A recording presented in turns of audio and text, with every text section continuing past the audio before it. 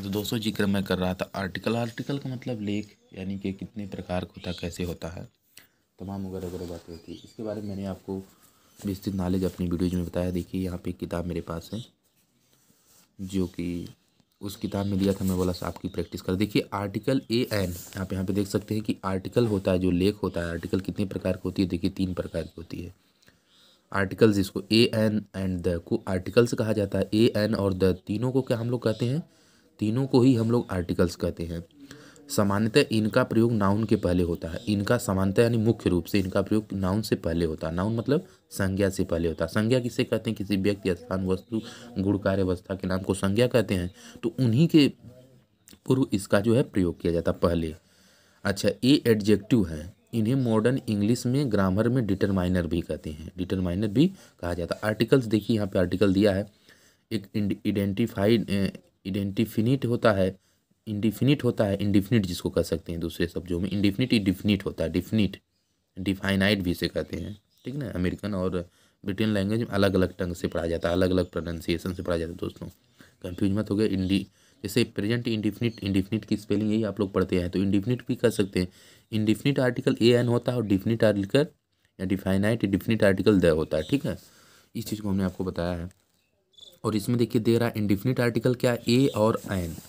आप देख सकते हैं कि इंडिफिनिट जो आर्टिकल ए और एन और माने अथवा एन का प्रयोग किसी नाउन के प्रीपोजिशन को पोजीशन को इंडिफिनिट और अनसर्टेन यानी अनिश्चित बनाने के लिए किया जाता है। कहने का मतलब वापस समझते हैं। ए और एन का प्रयोग किसी नाउन के पोजीशन को इंडिफिनिट और अनसर्टेन यानी अनिश्चित बनाने के लिए किया जाता है। जैसे ही सा एन ओल्ड मैन, उसने एक बुढ़ा व्यक्ति देखा। ही सा एन ओल्ड मैन, उसने एक बुढ़ा व्यक्ति देखा। देयर वॉज ए किंग, एक राजा था। A dog was barking at night, एक कुत्ता रात में भौंक रहा था। तो उपरोक्त एग्जाम्पल में जो तीनों एग्जाम्पल आप जो देख रहे हैं 1 2 3 में, ओल्ड मैन दिया है यहाँ पे, ओल्ड मैन यहाँ पे दिया है, किंग यहाँ पे दिया है, डॉग यहाँ पे दिया है। तो ये जो ओल्ड मैन, किंग, डॉग के पहले क्रमशः एन ए आया। देखिए आया है ना, यहाँ पे ए आया है, यहाँ पे एन आया है और यहाँ पे ए आया। ठीक है, तो इसके पोजीशन को अनसर्टेन अनिश्चित बनाने के लिए किया गया है। डिफिनिट आर्टिकल क्या है? यहाँ पे आप लोग देख लीजिएगा। द का प्रयोग किसी नाउन के पोजीशन, यहाँ पे वापस समझते हैं। तो डिफाइनिट यानी डिफिनिट आर्टिकल्स क्या है? द का प्रयोग किसी नाउन के पोजीशन को डिफिनिट और सर्टेन निश्चित बनाने के लिए किया जाता है। जैसे जैसे आप देख सकते हैं दोस्तों कि the house in which I live in new, घर जिसमें मैं रहता हूँ नया है। आप इधर देखिए।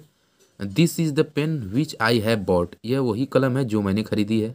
The gold of Nepal is cheap, Nepal का सोना सस्ता है। तो ये the gold of Nepal cheap. ठीक है ना। तो इसी प्रकार से आप देखते रहेंगे, जो मेन पॉइंट बताते हैं, क्योंकि आज आपको प्रैक्टिस सेट मुझे कराना है। Pronunciation of the articles weak work strong from, आप इसको स्क्रीनशॉट मार के लिख लेंगे। इंपॉर्टेंट है। Article a an the an the को दी भी पढ़ा जाता है, दी और द का पढ़ा जाता है, ये भी हम देखेंगे। जब यहाँ पे देखिए वो चीज़ें साथ लिखी भी गई है। जब हम अंग्रेजी में बात करते हैं या स्पीच देते हैं तो सामान्यतः ए का उच्चारण अ, एन का उच्चारण अन करते हैं। ठीक है ना। अच्छा, इसके बाद क्या कह रहा है? Position of the articles rule दिया है। जैसे a an the plus noun, जैसे आई हैव अ बुक, है ना, ही हैज एन अम्ब्रेला।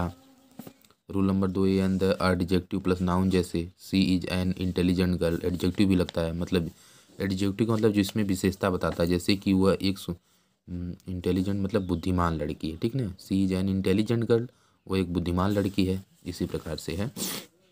आगे देखिए जैसा कि दिया है रूल नंबर 3 में, a an the plus adverb plus adjective plus noun, जैसे she is a very intelligent. देखो एडवर्ब है मतलब जो क्रिया की विशेषता बताता है। जो विशेषण, क्रिया विशेषण यानी एडवर्ब लगता है। जैसे द मतलब कि एडवर्ब भी लगता है। एडजेक्टिव मतलब विशेषण, एडवर्ब मतलब क्रिया विशेषण जो क्रिया की विशेषता बताता है। तो वर्ब है वेरी मतलब क्रिया, मतलब वेरी इंटेलिजेंट गर्ल। तो इस तरह से दे सकते हैं। बहुत बढ़िया है, इस किताब में दिया हुआ।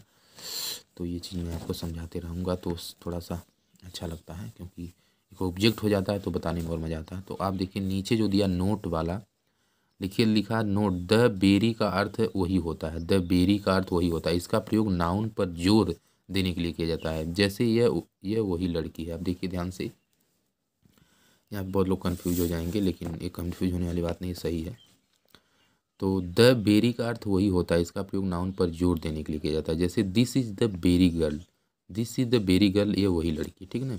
रूल नंबर 4 को आप देखिए नोट कर लेंगे। Such, what, many, rather, half plus a and an plus noun. जैसे सच ए गर्ल, ठीक है ना, सच ए गर्ल, ये गलत हो जाता है। वाट अ फूल, वाट फूल गलत हो जाएगा।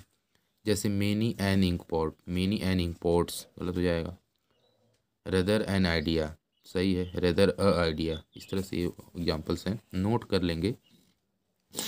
नोट में क्या हो जाएगा कि मेनी के बाद प्लूरल नाउन का प्रयोग होने पर ए एन का प्रयोग प्लूरल नाउन के पहले नहीं होता। जैसे रेदर का प्रयोग वस्तुतः के अर्थ में होता है।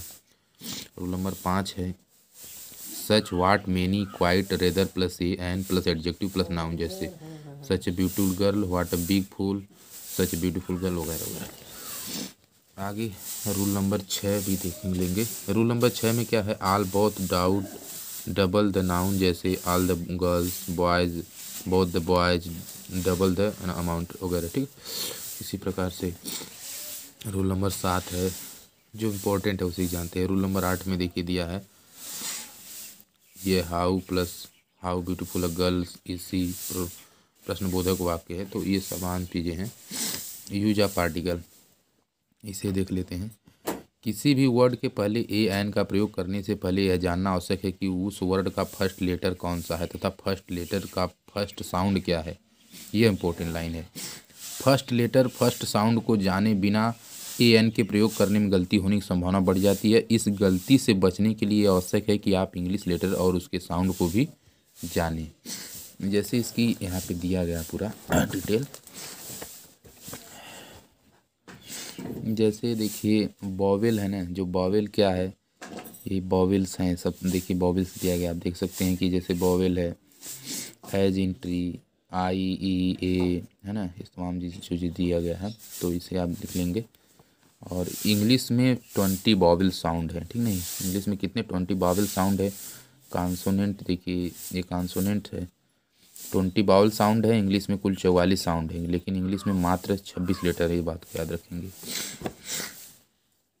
और इस तरह से ये चीज़ें हैं।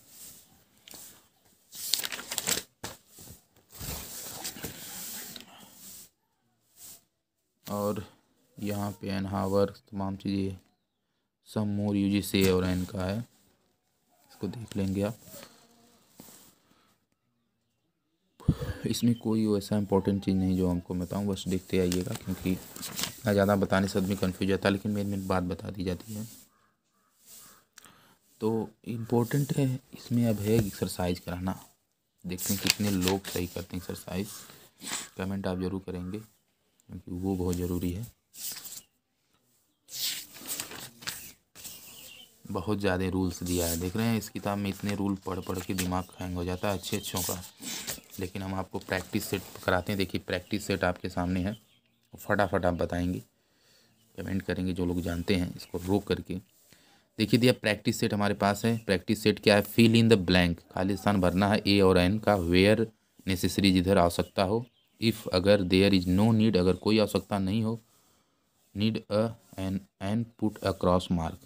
कहने का मतलब इसका क्या है, प्रैक्टिस सेट आपके सामने है और कह रहे हैं कि फिल इन द ब्लैंक, खाली स्थान को भरना है। खाली स्थान में क्या भरना है, ए और एन को भरना है। आर्टिकल जो दी गई हैं ए और एन को भरना है। वेयर माने जहाँ, नेसेसरी माने अनिवार्य हो, आवश्यकता हो।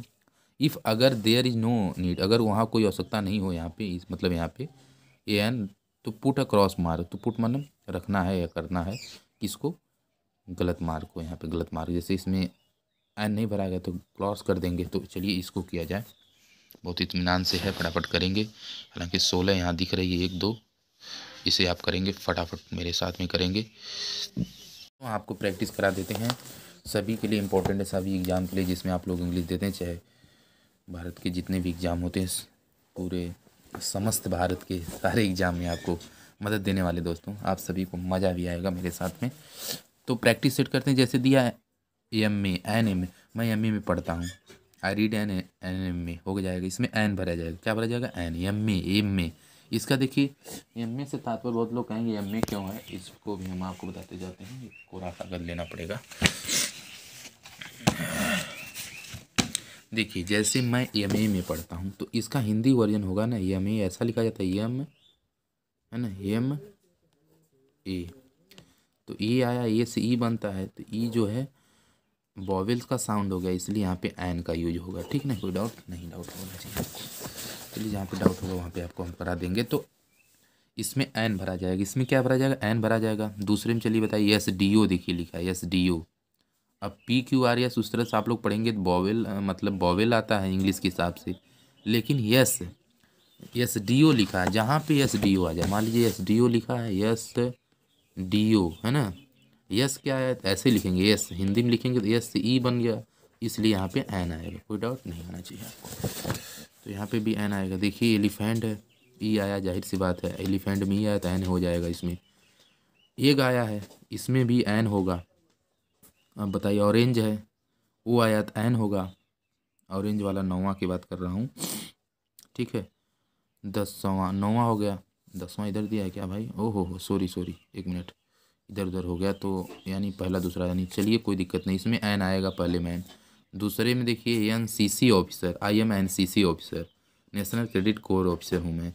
तो इसमें भी क्या आएगा, एन आएगा दूसरे में। तीसरे में भी देखिए एन आएगा, अभी अभी हमने बताया आपको। चौथा जैसे ऑक्स दिया, एन ऑक्स होगा, ठीक है। वह एक बैल है, दिस इज एन ऑक्स, ठीक।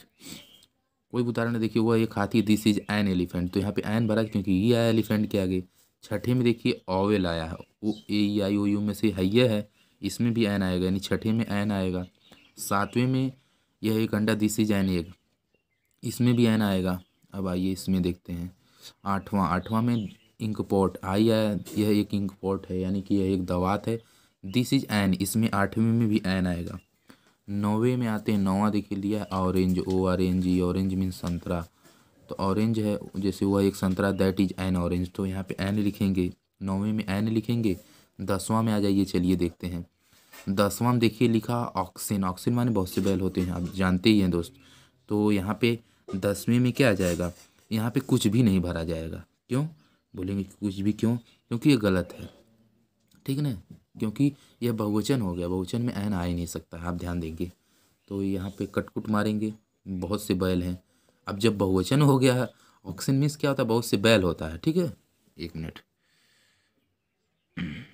हाँ तो सही जिक्र हो रहा था यहाँ पे, जो मैं आपको जिक्र करा रहा था, ऑक्सिन मान बहुत से बैल। देखिए बहुवचन में एन नहीं लगता, इसमें एन नहीं लगेगा। इग्रामा चलिए इग्रामा में देखिए आर्ट लिखा है, A R T, art. Art का मतलब होता है जैसे वो आर्ट से है, तो ही इज एन आर्ट्स, ये आया तो एन लगेगा, डेफिनेटली एन लगेगा, इसमें कोई दो राय नहीं है। 12वां चलिए देखिए एंट्स लिखा है, ant, A N T, A N T, ant माने aunt, A U N T aunt होता है, आंट्स है, इसमें यस आ जाएगा, बहुवचन है तो नहीं लगेगा, क्रॉस हो जाएगा। चलिए इंडियन में आया है, मैं भारतीय हूँ, आई एम, मैं भारतीय हूँ। 13वां देखिए ध्यान से, आई am an Indian, I am a Indian नहीं बोलेंगे, आई एम एन इंडियन बोलेंगे। कन्फर्म है आप लोग ना, 13वां की बात मैं कर रहा हूँ, आई एम एन इंडियन, मैं भारतीय, I am Indian, I am Indian, I am an Indian. Indian लोग, बहुत लोग बोलते हैं मैं भारतीय हूँ, I am Indian, I am an Indian. An बहुत कम लोगों को मैंने सुना हो, जैसे कि जो ग्रामेटिकल हिसाब से नहीं जानने की बात है, तो यहाँ पे एन आएगा।